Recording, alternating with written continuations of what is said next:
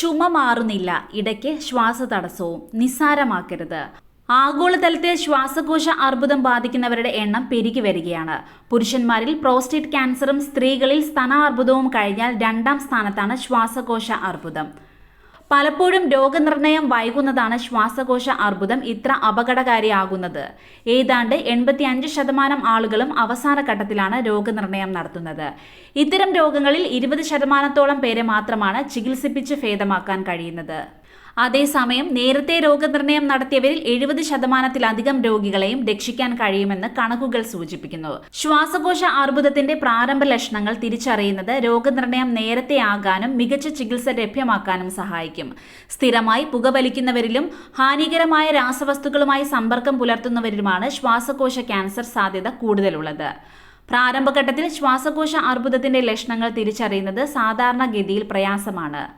എന്നാൽ ചിലപ്പോൾ നാം ശ്രദ്ധിക്കാതെ പോകുന്ന പ്രകടമായ ചില ആദ്യകാല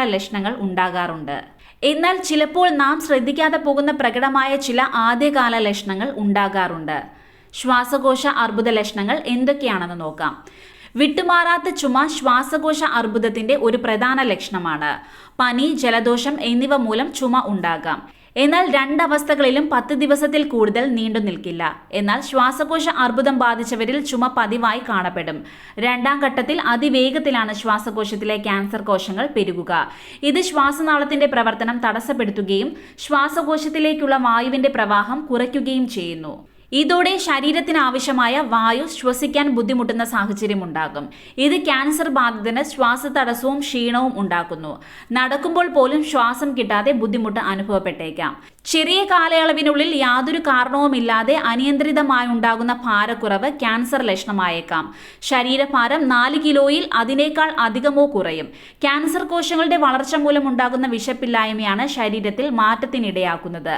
ശരീരഭാരത്തിലെ മാറ്റം 4 കിലോയോ അതിൽ അധികമോ കുറഞ്ഞാൽ തീർച്ചയായും വിശദ പരിശോധന തേടിയിരിക്കണം. ചെറിയ അളവിലോ വലിയ അളവിലോ ആയിക്കോട്ടെ, കഫത്തിൽ രക്തം കാണപ്പെടുന്നുണ്ടെങ്കിൽ ശ്രദ്ധിക്കണം. ചില സന്ദർഭങ്ങളിൽ വായിലെ മുറിവുകൾ കാരണമോ മോണരോഗം കാരണമോ ഒക്കെയാകാം ഇത് സംഭവിക്കുന്നത്. എന്നാൽ കഫത്തിനുള്ളിലാണ് രക്തം കാണുന്നതെങ്കിൽ തീർച്ചയായും പരിശോധിച്ച് ഉറപ്പുവരുത്തണം. നേരത്തെയുള്ള രോഗനിർണയമാണ് ക്യാൻസർ ചികിത്സയിൽ ഏറ്റവും പ്രധാന ഘടകം.